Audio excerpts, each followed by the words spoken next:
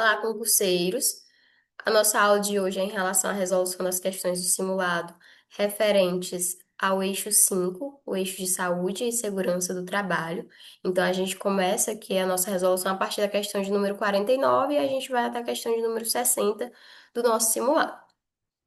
Eu sempre faço assim, eu leio a questão, peço para vocês disporem no chat aquilo que vocês acreditam que é a resposta correta e depois eu faço algum comentário. Então, eu vou ler e aí peço para vocês colocarem e depois faço comentário. Então, a questão de número 49, ela traz o seguinte: de acordo com a Política Nacional de Saúde do Trabalhador e da Trabalhadora, instituída no âmbito do Sistema Único de Saúde SUS, quem são considerados sujeitos dessa política pública? A. Apenas os trabalhadores formais, com carteira assinada ou vínculo público efetivo. B. Todos os trabalhadores do setor público, desde que ativos e em exercício de suas funções. C. Os trabalhadores sindicalizados, que exercem atividades com risco reconhecido. D. Todos os trabalhadores vinculados ao regime geral de previdência social e expostos a riscos ocupacionais. E todos os trabalhadores, homens e mulheres, independentemente de sua localização urbana ou rural, de sua forma de inserção no mercado de trabalho, formal ou informal, de seu vínculo empregatício, público ou privado, assalariado, autônomo, avulso, temporário, cooperativados, aprendiz, estagiário, doméstico, aposentado ou desempregado, são sujeitos dessa política. O que é que vocês colocariam aqui como alternativa correta? O que é que vocês consideram que seja a resposta correta e que descreve corretamente os sujeitos,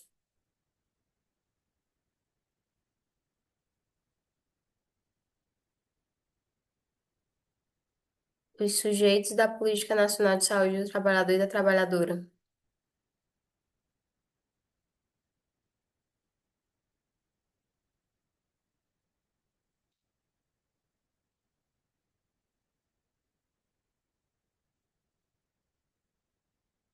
Bom, quem respondeu a alternativa E. E quem respondeu a alternativa E acertou. Quando a Política Nacional de Saúde do Trabalhador e da Trabalhadora ele vai definir quem são os sujeitos da política, ela traz um rol bem amplo, ela traz uma definição bem ampla em relação aos sujeitos da política. Se a gente observar aqui, a alternativa A alternativa B, a alternativa C e a alternativa D, elas restringem, os sujeitos da política, elas trazem um rol muito limitado. Aqui a alternativa A coloca apenas trabalhadores formais, com carteira assinada ou vínculo público efetivo. Então, ela deixa inúmeros trabalhadores de fora daqueles que seriam sujeitos dessa política. Ela traz uma visão muito restrita, muito excludente. E a Política Nacional de Saúde do Trabalhador e da Trabalhadora, ela trabalha com uma abrangência ampla. Ela contempla também trabalhadores informais, ela contempla também trabalhadores autônomos. Então, essa perspectiva, essa definição, ela é muito restrita, ela é muito excludente. Então, a alternativa A é errada. Da mesma forma que a alternativa B. Ele traz apenas todos os trabalhadores do setor público, desde que ativos, e em exercício de suas funções. Então, quem não é do setor público já não seria considerado sujeito dessa política nacional de saúde do trabalhador e da trabalhadora. É uma perspectiva também muito limitada. Não se restringe a servidores públicos. Ela se volta também para aqueles que trabalham no setor privado. Ela contempla também pessoas que são aposentadas. Ela contempla pessoas que estão desempregadas. Então, é muito restrita, é muito limitada essa definição dos sujeitos da política. A C também traz uma perspectiva limitada, só seriam considerados sujeitos da política trabalhadores que são sindicalizados e que teriam ali um risco reconhecido. Então, também traz uma visão muito excludente. A sindicalização, ela não é um critério em relação à política nacional de saúde do trabalhador e da trabalhadora, em relação a ser um sujeito dessa política. Então, não é algo que é considerado, não é algo que é observado se você é sindicalizado ou não. Então, traz uma visão muito restrita. A alternativa D também traz uma visão muito restrita. Ela diz respeito apenas aos trabalhadores vinculados ao RGPS e expostos a riscos ocupacionais. E os trabalhadores que estão vinculados aos regimes próprios de previdência social, eles também são sujeitos dessa política.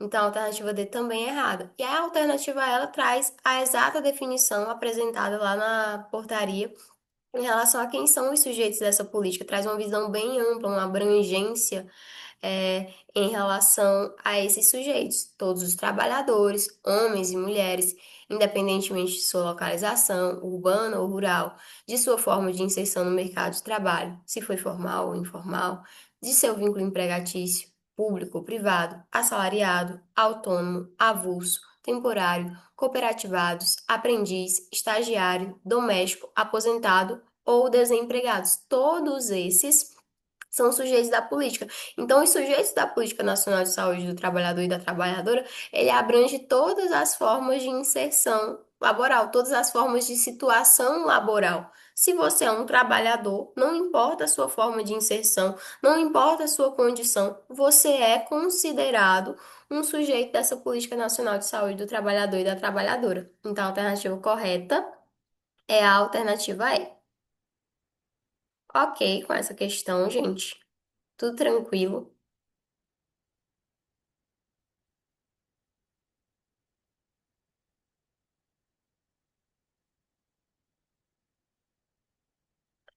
Vamos agora para a questão de número 50.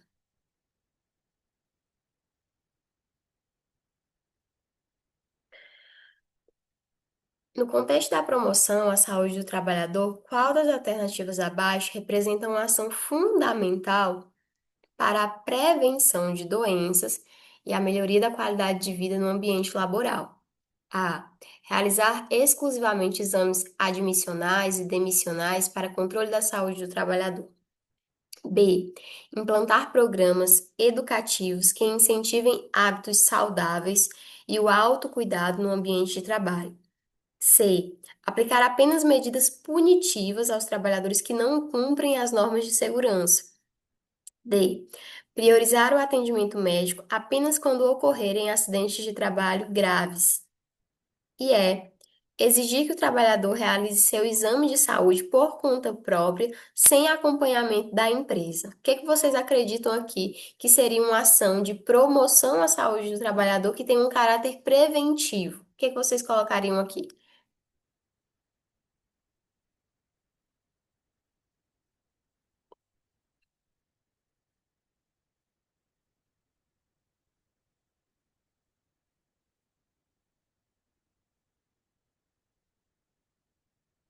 Deixa eu ver o que vocês colocaram. Só um instante. Bom, quem respondeu? Respondeu a alternativa B. Quem respondeu a alternativa B acertou. Vamos visualizar aqui as alternativas. A A, ela coloca aqui: realizar exclusivamente exames admissionais e demissionais para controle da saúde do trabalhador. Primeiro que ela traz uma perspectiva restrita, né, limitada, de que seria apenas a realização desses exames admissionais e demissionais, sendo que a gente sabe que em relação ao acompanhamento médico da saúde dos trabalhadores, existem outros exames que também precisam ser realizados, e também essa ação, ela não é, digamos assim, uma ação de caráter preventivo, uma ação de promoção à saúde de caráter preventivo. O que que a realização de um exame admissional poderia ter como caráter preventivo em relação a alguma doença ou agravo de saúde? Então, a alternativa A, ela está errada. A B, implantar programas educativos que incentivem hábitos saudáveis e o autocuidado no ambiente de trabalho. Isso sim, isso de fato é a essência de uma ação de promoção da saúde. Quando a gente fala em promoção à saúde, tanto em relação à promoção à saúde como um todo, e aqui no caso específico em relação à promoção à saúde do trabalhador, a gente fala em relação a essas ações que empoderem ali o trabalhador a desenvolver práticas que sejam saudáveis, a comprometer ali aquele trabalhador em relação ao seu autocuidado, dispor ali de informações pertinentes ao cuidado da saúde para que se possa envolver aquele trabalhador no seu autocuidado, que ele seja responsável em relação ao seu cuidado. Então, a alternativa B, ela traz a essência daquilo que a gente fala em relação à promoção à saúde. São essas campanhas, são essas ações, são esses programas educativos, são a disposição de informações relativas ao cuidado da saúde que são repassadas às pessoas para que elas possam se comprometer com o próprio cuidado. Então, a alternativa correta é a letra B. A alternativa C traz aqui um absurdo, digamos assim, que ela diz assim: aplicar apenas medidas punitivas aos trabalhadores que não cumprem as normas de segurança. Ainda que se tenha uma perspectiva de punição quanto àqueles que não atendem às normas de segurança, mas jamais isso seria considerado como uma atuação de caráter preventivo e de promoção à saúde. Em nada diz respeito à promoção à saúde, aquilo que está colocado aqui na alternativa C. Então, a alternativa C está errada. A D. Priorizar o atendimento médico apenas quando ocorrerem acidentes de trabalho graves. Se a ação ela é quando o acidente já aconteceu, o atendimento médico, quando o acidente já aconteceu, eu não estou falando mais de prevenção. Prevenção é algo que eu faço antes de acontecer. É algo que eu efetivo antes de acontecer um acidente ou de um trabalhador ser acometido por uma doença ou agravo. Então, se é o atendimento é depois da ocorrência do acidente, eu não estou mais falando de prevenção, estou falando de uma perspectiva assistencial. Então, a alternativa D é errada. E a E, exigir que o trabalhador realize seu exame de saúde por conta própria, sem acompanhamento, da empresa. Primeiro, que não é realizado desse modo, e também não diz respeito a uma ação de promoção à saúde, não diz respeito a uma ação de caráter preventivo. Então, a alternativa correta para a nossa questão é a alternativa B. Implantar programas educativos que incentivem hábitos saudáveis e o autocuidado no ambiente de trabalho. Em relação a essa questão, tudo tranquilo, gente, tudo ok.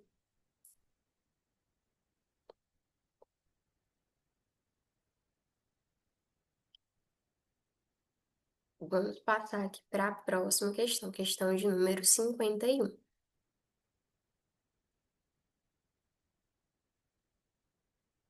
A questão de número 51, ela traz o seguinte: o subsistema integrado de atenção à saúde do servidor foi instituído para garantir ações de atenção à saúde dos servidores públicos federais.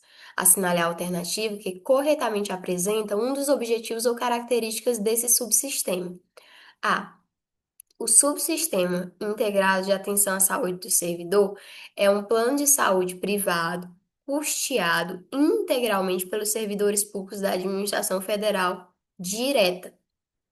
B. O subsistema integrado de atenção à saúde do servidor restringe-se às ações de fiscalização trabalhista nas empresas contratadas pela administração pública. C. O subsistema integrado de atenção à saúde do servidor tem como objetivo principal realizar auditorias contábeis e financeiras nas unidades administrativas do governo federal. D. O subsistema de atenção à saúde do servidor tem como finalidade integrar ações e serviços nas áreas de vigilância, promoção, prevenção e perícia em saúde dos servidores públicos. E é o subsistema integrado de atenção à saúde do servidor substitui o SUS na prestação de serviços médicos aos servidores públicos civis da União. O que que vocês colocariam aqui nessa questão?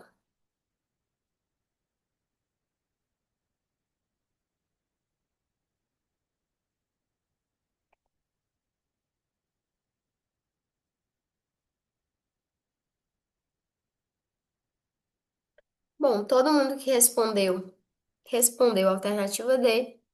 Todo mundo que colocou a alternativa D acertou. As outras alternativas, elas trazem umas coisas bem loucas, assim.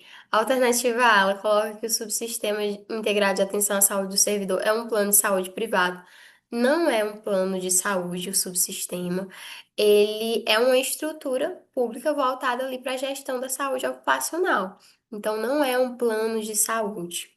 A B, ele coloca que restringe-se às ações de fiscalização nas empresas contratadas pela administração pública.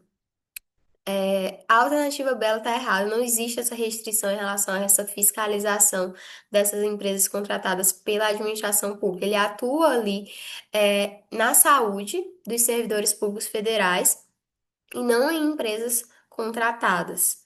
A alternativa C.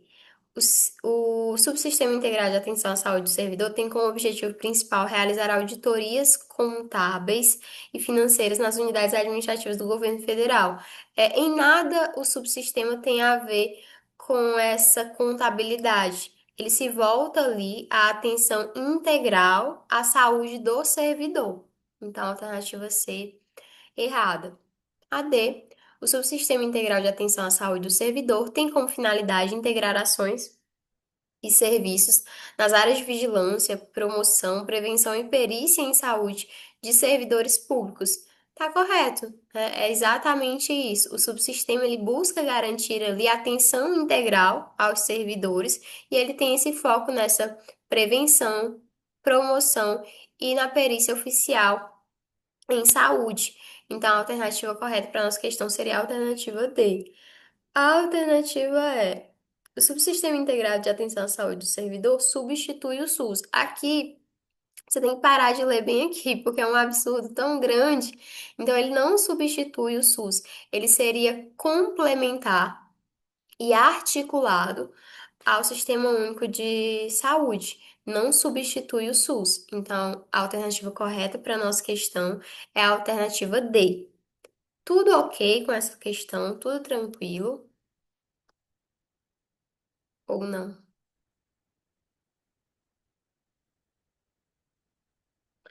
Vamos passar aqui para a questão de número 52. Assinale a alternativa que apresenta corretamente a definição de higiene ocupacional. Alternativa A: conjunto de técnicas destinadas exclusivamente ao tratamento médico dos trabalhadores que sofreram acidentes de trabalho. B. Atividade voltada para fornecimento de equipamentos de proteção individual aos trabalhadores. C. Conjunto de medidas e procedimentos destinados a identificar, avaliar e controlar os agentes ambientais no ambiente de trabalho que possam causar doenças ou acidentes aos trabalhadores. D. Processo administrativo que regulamenta os horários de trabalho e o descanso dos empregados e é a área da saúde ocupacional responsável pela reabilitação dos trabalhadores afastados por doenças laborais. O que é que vocês colocariam aqui nessa questão como alternativa correta?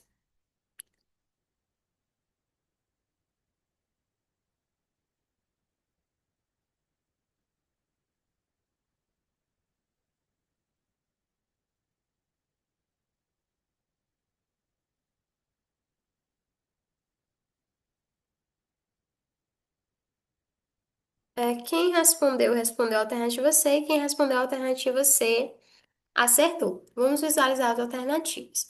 A. Conjunto de técnicas destinadas exclusivamente ao tratamento médico dos trabalhadores que sofreram acidente de trabalho. A higiene ocupacional, ela tem um caráter preventivo, e não uma perspectiva de realização de tratamento médico. Ela possui um caráter preventivo, prevenir ali a ocorrência, de doenças, a ocorrência de acidentes no âmbito ocupacional. Então, a alternativa A, ela está incorreta. A B, atividade voltada para o fornecimento de equipamentos de proteção individual aos trabalhadores. Em relação a B, esse fornecimento desses equipamentos de proteção individual seria algo mais relacionado à segurança do trabalho.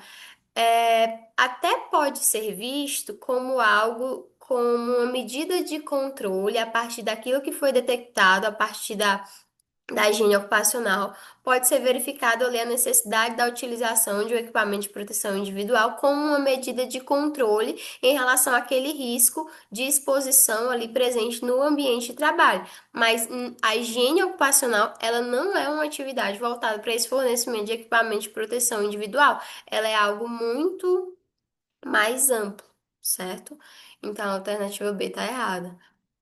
A C. Conjunto de medidas e procedimentos destinados a identificar, avaliar e controlar os agentes ambientais no ambiente de trabalho que possam causar doenças ou acidentes de trabalho. Essa é uma definição perfeita, digamos assim, em relação à higiene ocupacional, uma definição muito precisa, uma definição muito técnica em relação ao que é A higiene ocupacional, ela tem essa perspectiva de prevenir aí os agravos e as doenças no ambiente ocupacional a partir da identificação do risco, do reconhecimento desses riscos, a avaliação ali em relação a qual é o grau daquele risco, digamos assim, qual é a magnitude daquele risco, e a partir disso, efetivar e orientar em relação às medidas de controle que podem ser tomadas para evitar a ocorrência dessas doenças e agravos em relação à saúde do trabalhador. Então, a alternativa C é a alternativa correta. A alternativa D, processo administrativo que regulamenta os horários de trabalho e descanso dos empregados, isso em nada tem a ver com higiene ocupacional. Nada, nada, nada mesmo tem a ver com higiene ocupacional. A E, área da saúde ocupacional, responsável pela reabilitação dos trabalhadores afastados é, por doenças laborais. Aqui a gente está falando de uma outra frente no âmbito da saúde e segurança do trabalhador. A gente não está falando de algo que se relaciona com a higiene ocupacional. A reabilitação dos trabalhadores já seria como se fosse outra, não vertente, mas outra frente mesmo, como se fosse um outro ramo dentro da saúde do trabalhador. Então, a alternativa é também errada, não diz respeito ao conceito de higiene ocupacional. Então, a alternativa correta para a nossa questão é a alternativa C. Ok? Tranquilo com essa questão, gente?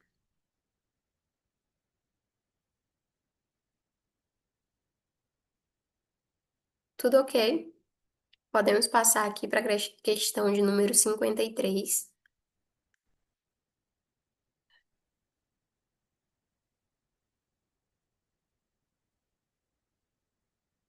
Questão de número 53. Sobre as etapas da higiene ocupacional, assinale a alternativa correta. A. Diagnóstico, tratamento e reabilitação dos trabalhadores expostos a agentes nocivos. B. Identificação, avaliação e controle dos agentes ambientais no ambiente de trabalho. C. Planejamento, execução e fiscalização dos contratos de trabalho. D. Elaboração, aplicação e fiscalização de normas e condutas para trabalhadores. E capacitação, promoção e monitoramento do uso de equipamento de proteção individual.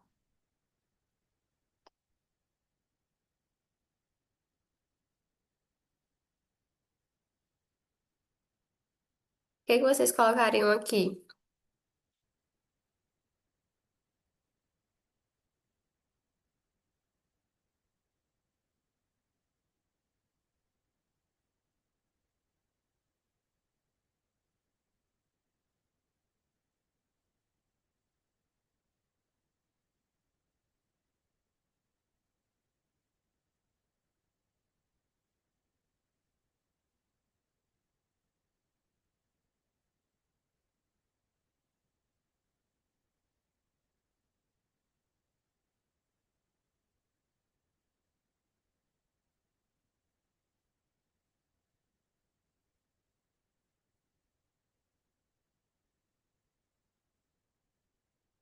Deixa eu ver aqui.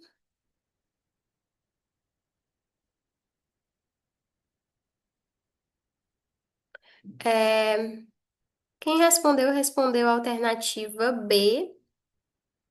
E quem respondeu a alternativa B acertou. Quando a gente fala, na verdade, em relação às fases ou às etapas da higiene ocupacional, a gente fala, na verdade, de quatro fases. A gente fala de quatro fases.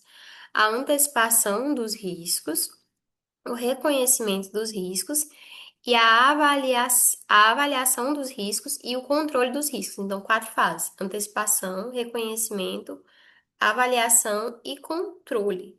Aqui nenhum traz as quatro fases, mas a alternativa B, digamos assim, na identificação, ela sintetiza ali o que seria a antecipação dos riscos e o reconhecimento dos riscos. Então, a alternativa correta para a nossa questão é a alternativa B. A antecipação dos riscos seria identificar ali os possíveis riscos que podem se manifestar no ambiente de trabalho. Então, a antecipação é uma avaliação prévia dos processos de trabalho, dos equipamentos, das substâncias. Quando você sabe ali que um novo processo de trabalho vai ser iniciado, então você faz uma avaliação prévia dos possíveis riscos que esse processo de trabalho ele pode possuir, ou então se vai utilizar uma nova substância ali no ambiente de trabalho. Você faz uma análise prévia, uma avaliação prévia ali em relação àquilo. O reconhecimento do risco já é a identificação efetiva do risco. Não é uma possibilidade, não é uma avaliação prévia, é uma identificação de fato, né? Ali a partir das inspeções no local de trabalho de entrevistas com trabalhadores, enfim, você reconhece e identifica de fato aquele risco ali no ambiente de trabalho. A avaliação do risco diz respeito a você medir aquele risco, tanto numa perspectiva quantitativa quanto em relação a uma perspectiva qualitativa. Então, medir qual é a intensidade daquele risco, qual é a frequência daquele risco, qual é a duração da exposição daquele risco. E a partir dessa avaliação é que se pode propor as medidas de controle é que você pode dispor em relação àquilo que seria necessário para eliminar ou reduzir aquele risco. Ou então, se não for possível eliminar, você reduz aquele risco a um nível aceitável. Quando a avaliação ela mede ali o grau de exposição daquele risco, ela tem também uma informação em relação a qual seria o nível de tolerância que o ser humano possui em relação a estar exposto a uma determinada substância, estar exposto a um determinado agente nocivo. Então, se não for possível eliminar completamente o risco, então você reduz a exposição a um nível aceitável, ao nível de tolerância que o ser humano teria ali em relação àquela exposição. Então, para a nossa questão, a alternativa correta seria a alternativa B, mas quando a gente fala em relação às etapas da higiene ocupacional, nós falamos de quatro etapas: antecipação dos riscos, reconhecimento dos riscos, avaliação dos riscos e controle dos riscos, certo? Tranquilo em relação a essa questão, gente?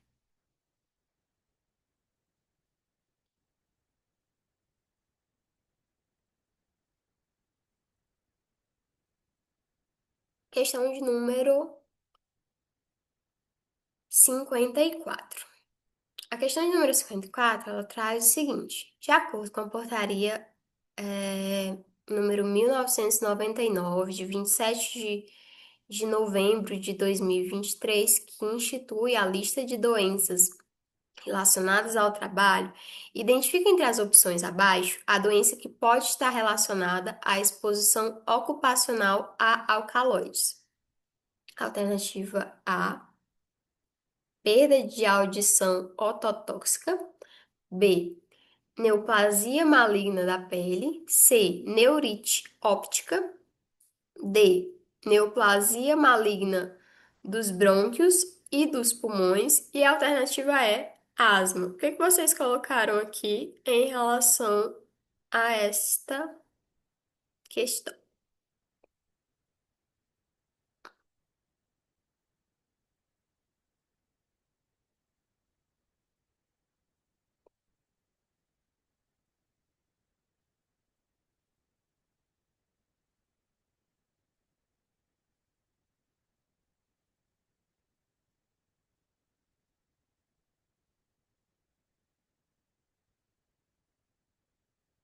Bom, a alternativa correta para a nossa questão seria a alternativa a exposição ocupacional a alcaloides, que estaria ali presente, por exemplo, em ambientes agrícolas ou em laboratórios químicos ou na indústria farmacêutica, ele pode provocar reações respiratórias alérgicas ou reações respiratórias inflamatórias, e uma das possíveis consequências em relação a isso seria a asma ocupacional. Então, a alternativa correta aqui para a nossa questão seria a alternativa E, ok? Teve uma pessoa que colocou que essa parte é a mais complexa. Eu também acho. E eu acho mais assim, que a gente também não deve ficar com medo disso um pouco. Porque assim, se cair, cai uma questão. E aí é uma questão que você errou, sabe? Ou ainda tem a possibilidade de acertar, porque às vezes eles cobram aquelas que são as mais evidentes. Então, assim, não acho que é algo de causar pânico. É o que eu quero dizer, não é algo de causar pânico. Se você tem um assunto que ele é super extenso e na pior das hipóteses ele vai cair uma questão, eu não acho que vale a pena você perder muito do seu tempo estudando aquilo ali. Porque é um conteúdo extenso demais para algo que vai ter um impacto muito pequeno na sua nota, entende? Isso se cair, porque pode nem cair, inclusive.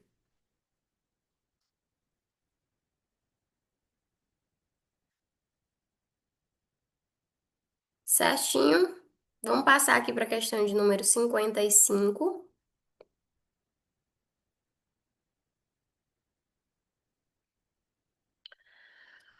O conceito de nexo causal trabalho-doença refere-se a: alternativa A, relação entre o tempo de serviço e a aposentadoria por idade; B, conexão entre a doença apresentada pelo trabalhador e as condições ou atividades laborais desenvolvidas; C, relação entre o salário recebido e o benefício previdenciário concedido; D, associação entre o ambiente familiar do trabalhador e sua produtividade no trabalho; e E, conexão entre as faltas ao trabalho e a suspensão do contrato de trabalho. Qual é a alternativa correta?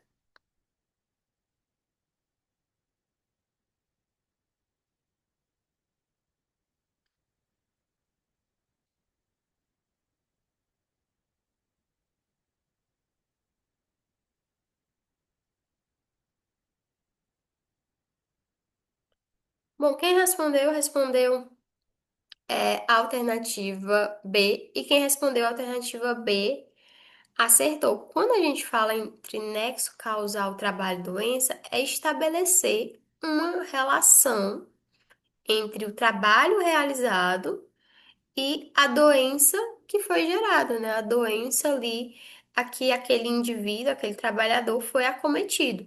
A gente viu na questão anterior que a exposição a alcaloides ela pode causar asma. Só que se, por exemplo, eu, Ana Kelly, Deus me livre, eu adquiri asma. Mas eu não trabalho com exposição a alcaloides, então a minha atividade profissional em nada tem a ver. Eu posso até ter adquirido asma, mas não asma ocupacional, porque o meu trabalho em nada tem a ver, eu não tenho exposição nenhuma em relação a isso.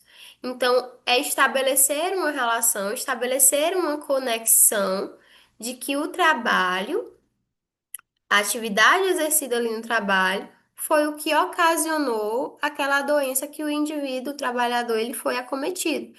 Então, o nexo causal trabalho-doença, ele diz respeito à conexão entre a doença apresentada pelo trabalhador e as condições ou atividades laborais desenvolvidas.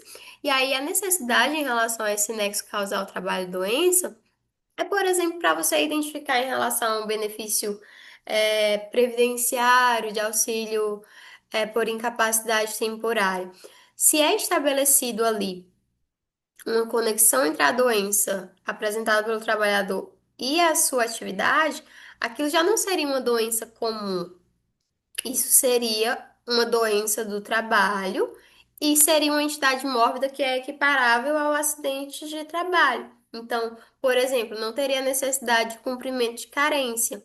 Pode também ser útil em relação à questão do trabalhador ter direito a uma indenização, receber uma indenização da empresa em que ele trabalha.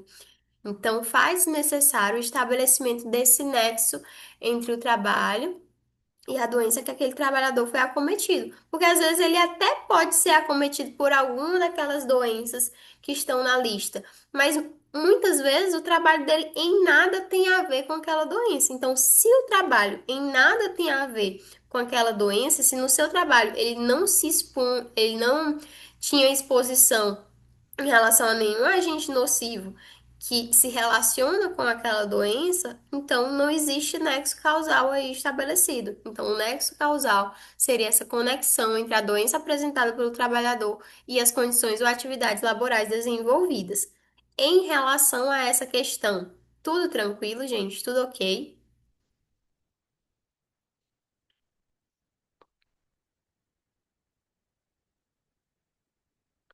Vamos para a questão de número 56.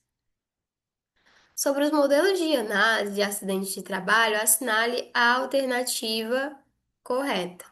A. O modelo do dominó explica que os acidentes ocorrem exclusivamente por falhas humanas consecutivas, sem considerar fatores organizacionais. B.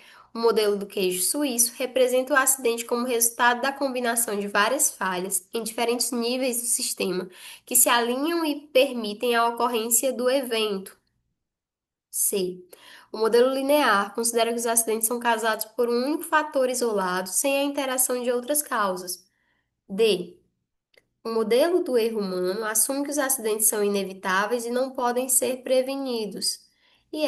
O modelo comportamental atribui os acidentes exclusivamente a fatores externos, sem analisar as ações dos trabalhadores. O que que vocês colocariam aqui em relação a esses modelos,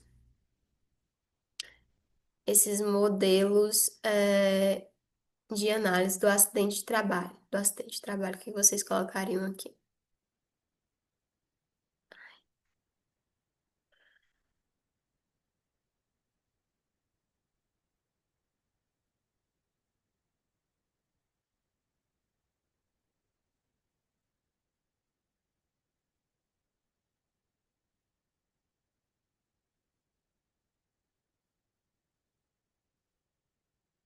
Quem respondeu?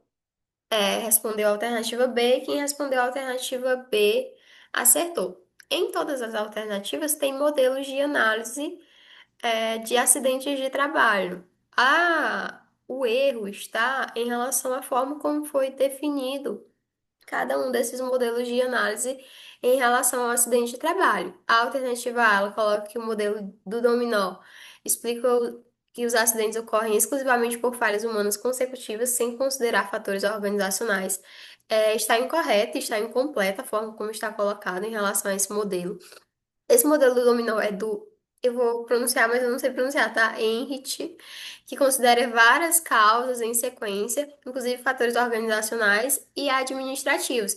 E aí, quando a gente coloca dominós em sequência, se a gente derruba um, a gente derruba, todos, né? Se tiver num espaçamento, num espaçamento adequado, enfim. Se a gente retira um dominó ali do meio, acaba que não acontece essa reação em cadeia. Era a mesma coisa que ele acreditava, que se você conseguia, dar uma solução para algum dos elementos, não aconteceria essa reação em cadeia, não aconteceria esse efeito dominó e você poderia evitar o acidente de trabalho. Então, a forma como está colocada aqui na alternativa A está incorreto. Ele não coloca que é apenas por falhas humanas, não. Falhas humanas seria uma dessas falhas, mas também existem outros fatores que também colaboram em relação à ocorrência de um acidente de trabalho, em relação à ocorrência de um evento ocupacional adverso. Então, a alternativa A é errada. A B. O modelo do queijo suíço representa o acidente como resultado da combinação de várias falhas em diferentes níveis do sistema que se alinham e permitem a ocorrência, do evento. Essa é a alternativa correta. Esse modelo ele seria ali formulado pelo James, eu não sei como pronuncia, Reason, enfim, que aí ele fala em relação a falhas latentes e ativas em relação aos níveis de defesa que existiriam ali, no ambiente de trabalho. E aí, por que que é chamado de modelo suíço? Modelo do queijo suíço. Porque o queijo suíço é aquele queijo que é cheio de furinhos. Se você tem uma barreira, né, um esquema de barreira, você tem uma barreira em relação ao acidente de trabalho. Aqui ela é passível de falhas. E aí aquela possibilidade de falhas seria um furinho. Se você tem uma outra barreira aqui e não há o alinhamento dessas falhas, não aconteceria o acidente. Já se os furos eles se alinham, se você tem as, digamos, fatias do queijo e o furo ele tá no mesmo lugar, né? Tipo assim, tá no mesmo lugar, enfim. Então aconteceria o acidente de trabalho. Houve ali um alinhamento, uma combinação de falhas, de diferentes falhas. Essas falhas elas se alinharam e aconteceu a ocorrência do evento ocupacional adverso, do acidente de trabalho. Então, o modelo do queijo suíço é só a a figura que ele utiliza para expressar a concepção dele, né? Então, a alternativa B é a alternativa correta. Alternativa C. O modelo linear considera que os acidentes são causados por um único fator isolado sem interação de outras causas. Não. O modelo linear é como se ele colocasse ali que os acidentes eles têm uma sequência em que eles acontecem, uma sequência linear em que eles acontecem, mas existem vários fatores, não é um fator isolado, existem vários fatores que interagiram ali para a ocorrência do acidente. A alternativa D, o modelo do erro humano assume que os acidentes são inevitáveis e não podem ser prevenidos. Tá errado. Ele busca ali entender as falhas que aconteceram e, a partir dessa compreensão em relação às falhas que aconteceram, prevenir a ocorrência dessas falhas. Não é uma perspectiva de naturalização das falhas humanas, mas não, estudar e compreendê-las e ter ali medidas em relação à prevenção dessas falhas humanas. E a alternativa é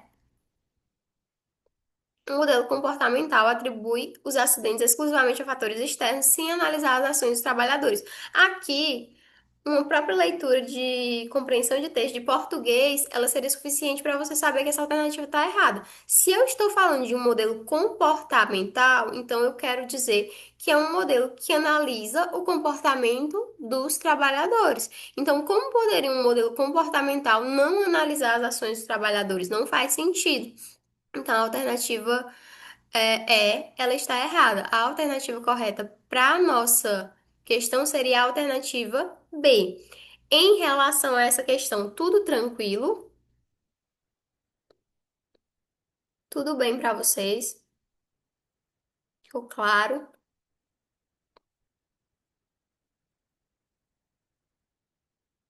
Questão de número 57. Sobre a diferença entre doença do trabalho e doença profissional, assinale a alternativa correta. A. A doença profissional é aquela adquirida exclusivamente por acidente, enquanto a doença do trabalho decorre apenas de exposição contínua a agentes nocivos. B. A doença do trabalho é qualquer enfermidade adquirida em função das condições laborais, enquanto a doença profissional está prevista em legislações específicas e decorre da exposição habitual a agentes nocivos característicos da atividade. C. A doença do trabalho e a doença profissional são sinônimos e possuem a mesma definição legal e aplicabilidade. D. A doença profissional refere-se somente a doenças causadas por acidentes, enquanto a doença do trabalho é decorrente de condições ambientais adversas. E a doença do trabalho abrange apenas doenças infecto-contagiosas adquiridas no ambiente laboral, enquanto a doença profissional inclui todas as doenças relacionadas ao trabalho. O que que vocês colocariam aqui nessa questão?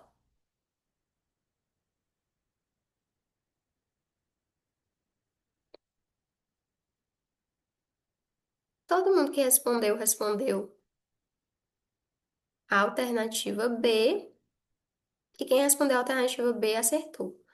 Essa conceituação é algo que a gente vê tanto aqui, no eixo 5 quanto a gente vê lá no eixo 4.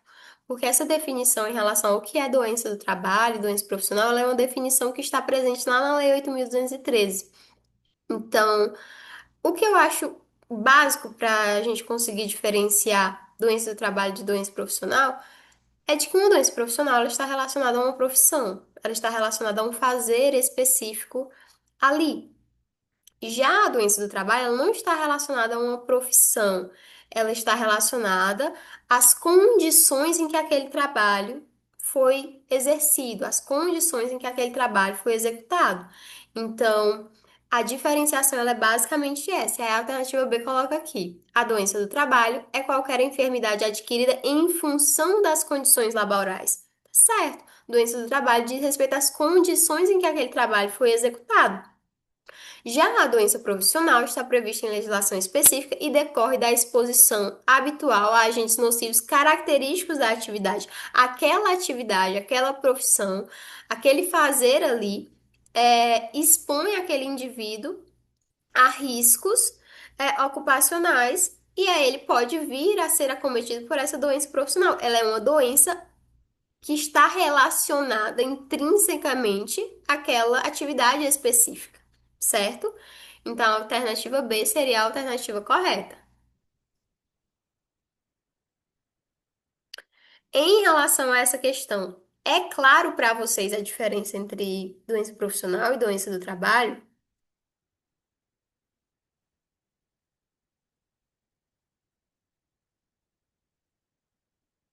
Pronto. Então, vamos passar para a questão de número 58.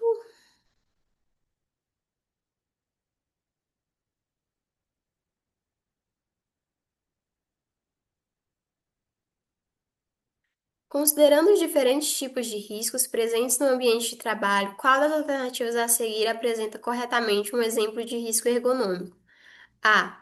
Exposição prolongada a ruídos intensos que podem causar perda auditiva. B. Manipulação de substâncias químicas tóxicas sem o uso de equipamento de proteção individual. C. Realização de movimentos repetitivos e posturas inadequadas durante a jornada laboral. D. Presença de superfícies escorregadias que aumenta o risco de quedas. E E. Trabalhos em alturas sem os devidos sistemas de segurança contra quedas. O que, dentre as alternativas, seria um risco ergonômico? O que é que vocês colocaram aqui?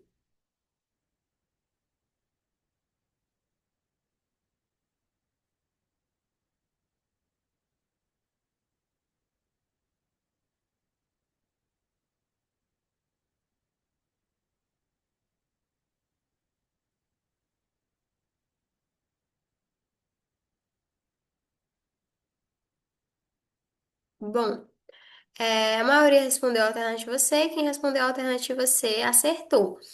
Na alternativa A, a gente tem um risco físico. Na alternativa B, a gente tem um risco químico. Na alternativa C, tem um risco ergonômico, que é o que o enunciado da questão solicitava. Na alternativa D, a gente tem um risco mecânico ou risco de acidente.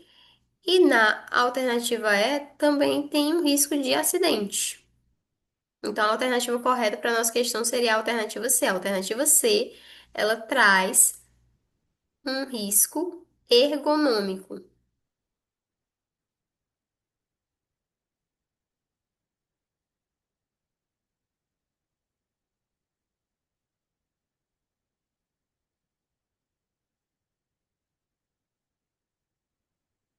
Ok, em relação a essa questão,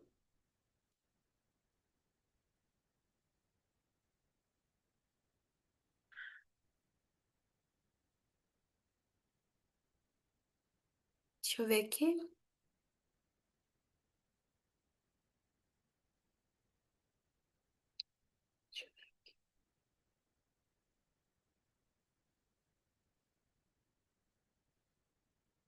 Calma aí. O que que é risco ergonômico?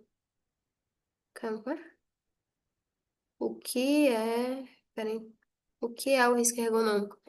Um risco ergonômico, ele é um risco ocupacional, um tipo de risco ocupacional, um dos tipos de riscos ocupacionais, que diz respeito ali à possibilidade da pessoa ter uma lesão ou desenvolver uma determinada doença que está relacionada ao trabalho, que está relacionada à inadequação daquele local de trabalho, daquele ambiente de trabalho, ou uma inadequação em relação à realização de uma determinada tarefa.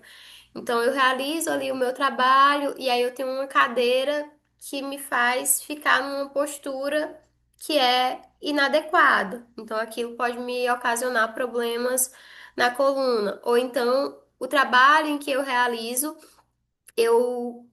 ali movimentos repetitivos, e aí eu posso ter uma lesão por esforço repetitivo. Ou então, na execução do meu trabalho, pela execução do meu trabalho, eu tenho uma carga de trabalho que é excessivo. Então, eu carrego objetos pesados que podem fazer mal ali para minha coluna, pode causar lesões musculares, lesões ósseas, né, esqueléticas, enfim. Então, a, o risco ergonômico ele estaria relacionado a isso, a um risco ocupacional relacionado à inadequação ali do seu ambiente de trabalho. Então, posturas inadequadas, movimentos repetitivos, carga excessiva de trabalho,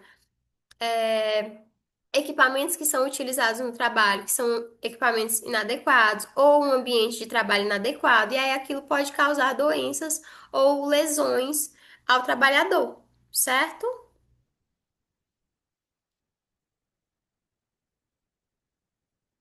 Quem era que havia perguntado mesmo? Tranquilo, em relação a isso? Podemos passar para a questão de número 59.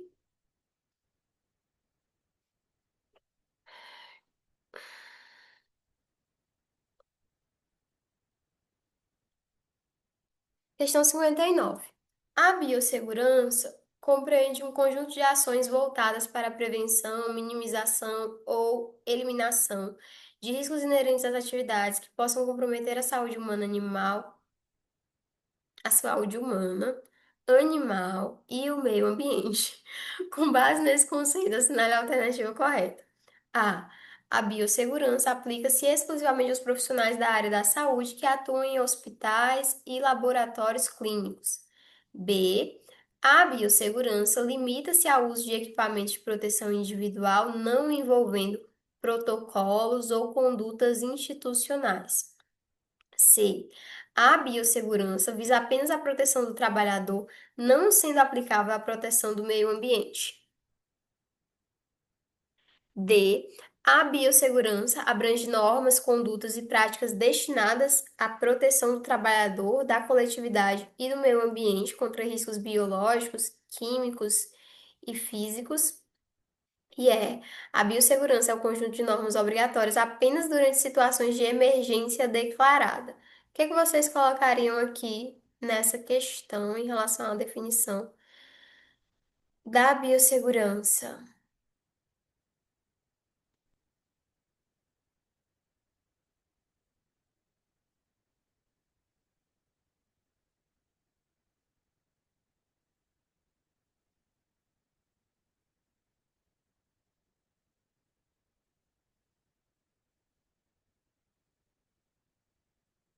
O que é que vocês colocaram? Bom, quem respondeu a alternativa D. Quem respondeu a alternativa D acertou.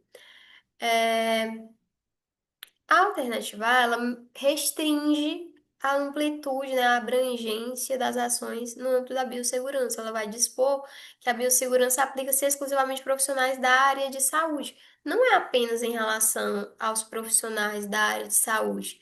É também na educação, também na indústria, também na agricultura, enfim, não se restringe aos profissionais da área de saúde. A B. A biossegurança limita-se ao uso de equipamentos de proteção individual, não envolvendo protocolos ou condutas institucionais. Também traz aqui uma perspectiva muito limitada, muito reducionista em relação às ações que são efetivadas pela biossegurança. Ela trata também dos protocolos, ela trata também de normas de conduta, ela trata também de ações de educação permanente, da existência de barreiras físicas em relação ao contato ali do agente. Então, não se limita a essa utilização de equipamento de proteção individual. Então, alternativa B é errada, muito limitada, muito reducionista. Alternativa C. A biossegurança visa apenas a proteção do trabalhador, não sendo aplicável à proteção do meio ambiente. O enunciado, ele já nos dava uma pista de que essa alternativa ela estava errada, porque ele coloca aqui que ela diz respeito a atividades que possam comprometer eliminação de riscos inerentes a atividades que possam comprometer a saúde humana, animal e o meio ambiente. Então, quando ela já dispõe aqui no enunciado que se tem essa preocupação com a saúde humana, animal e ao meio ambiente, já seria errado dizer aqui que não seria aplicável à proteção do meio ambiente, de que é apenas em relação à proteção, do trabalhador. Um dos pilares em relação à biossegurança diz respeito a essa proteção ambiental, juntamente com a proteção humana e a proteção animal. Então, a alternativa C é incorreta. A alternativa D, que é o nosso gabarito, ela traz que a biossegurança abrange normas, condutas, práticas destinadas à proteção do trabalhador, da coletividade, do meio ambiente contra riscos biológicos, químicos e físicos. Traz uma definição precisa, né? Traz uma definição completa, traz uma definição mais abrangente em relação àquilo que é efetivado pela biossegurança. Então, a alternativa correta é a letra D. A alternativa é: a biossegurança é um conjunto de normas obrigatórias apenas durante situações de emergência sanitária declarada. Também restringe a biossegurança a um momento específico, apenas esses momentos de emergência sanitária declarada. E não, ela é presente de forma contínua. Ela seria realizada em e ali de forma contínua, efetivada de forma contínua, até porque ela tem um caráter preventivo. Então, não faria sentido que só existissem normas no âmbito da biossegurança quando já se tem uma emergência declarada, já que ela tem esse caráter preventivo, esse caráter protetivo. Então, não faz sentido. A alternativa é. Então, a alternativa correta para a nossa questão é a alternativa D. Em relação a essa questão, tudo tranquilo?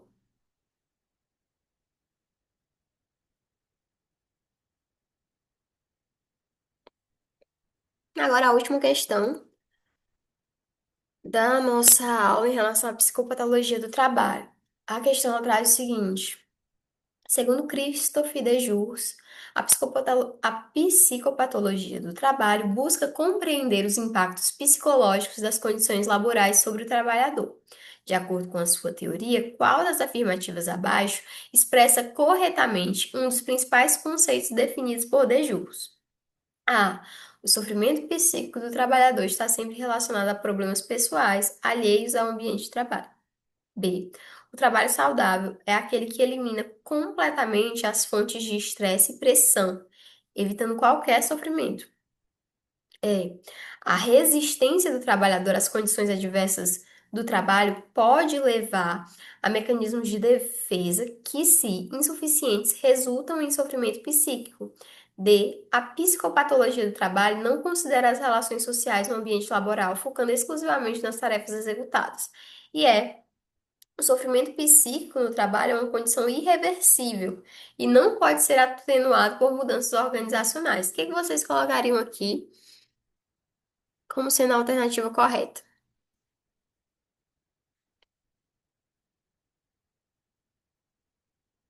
Bom, quem respondeu, respondeu a alternativa C, e quem respondeu a alternativa C acertou. Aqui nessa questão, ela traz o autor, Christophe Dejous, que é uma referência em relação ao estudo da psicopatologia do trabalho. E aí a gente tem aqui na alternativa A: sofrimento psíquico do trabalhador está sempre relacionado a problemas pessoais alheios ao ambiente de trabalho. Nem faz sentido. Se a gente pensar que ele estudava psicopatologia do trabalho, como é que ele poderia dizer que o sofrimento psíquico do trabalhador estaria relacionado apenas a problemas pessoais? Então, o estudo dele nem teria sentido, nem faria sentido.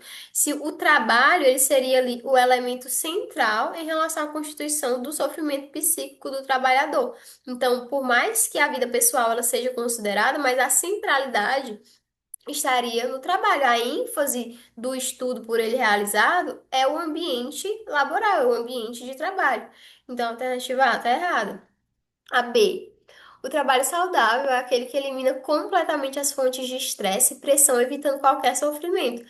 Isso aqui é uma ilusão, né? O sofrimento, ele faz parte do trabalho. A compreensão do de Jus, do autor, é de que o sofrimento, ele faz parte do trabalho. Não se diz no sentido de você eliminar completamente as fontes de estresse, de você eliminar completamente as fontes de pressão, mas que você crie estratégias alternativas para lidar com esse ambiente, que você tenha criatividade, digamos assim, em relação a criar um ambiente em que você possa transformar esse sofrimento em prazer. Então, é irreal essa alternativa B, é ilusória essa alternativa B. É impossível eliminar completamente as fontes de estresse e pressão no ambiente de trabalho. Por mais que você goste do seu trabalho, você se identifique com o seu trabalho, que você goste dos seus colegas de trabalho, mas como o trabalho ele tem essa perspectiva de ser uma obrigação, de ser uma imposição, o trabalho ele nos atravessa em alguma medida e ele nos causa um certo tipo de desconforto, um certo tipo de sofrimento. Então é impossível, é irreal, é ilusório, dizer que se elimina completamente as fontes de estresse e pressão no ambiente de trabalho. Então, a alternativa B está errada. Alternativa C. A resistência do trabalhador às condições adversas do trabalho pode levar a mecanismos de defesa que, se insuficientes, resultam em sofrimento psíquico. Então, se o trabalhador ele tem uma resistência àquelas condições adversas, ele pode, de fato, elaborar ali mecanismos de defesa que são insuficientes e aquilo lhe causar um sofrimento. Ele não soube lidar com aquelas condições adversas ali presentes no ambiente de trabalho. Gente, só um minuto.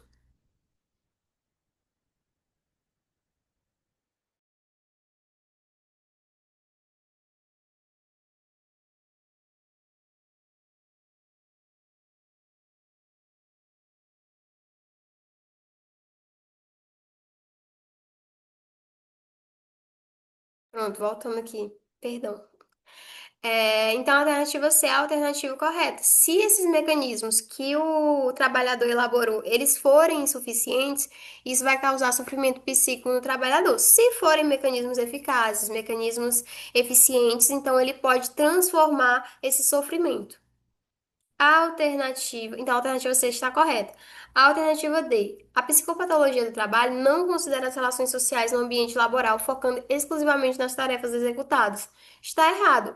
As relações laborais, elas são avaliadas e as relações laborais, elas são um grande uma grande fonte, digamos assim, de sofrimento. Se você tem relações conturbadas, relações conflituosas no seu ambiente de trabalho, isso pode ser uma grande fonte de sofrimento psíquico, de adoecimento psíquico. Então, essas relações, elas são sim consideradas. As relações que são desenvolvidas no ambiente de trabalho, elas são sim consideradas no âmbito da psicopatologia do trabalho.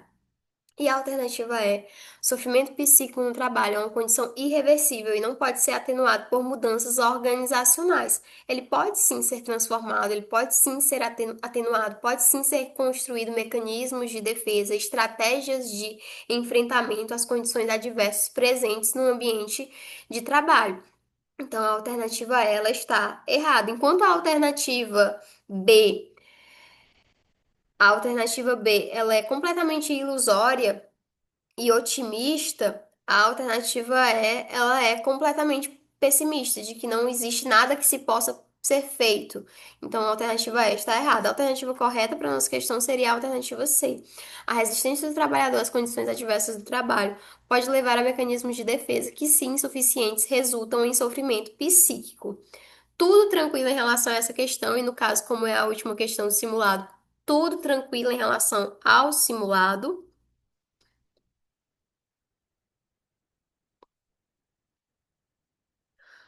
Bom, gente, então com essa questão eu encerro aqui essa aula e no caso se encerra também a resolução de questões desse simulado. Gostaria de agradecer a todos que estiveram aqui presentes na aula, a participação de vocês. Eu espero que esse conteúdo contribua com esse processo de estudos e a aprovação de vocês no concurso, no cargo que vocês querem, o cargo que vocês desejarem. Então, uma boa noite a vocês e fiquem com Deus. Vou encerrar aqui a aula.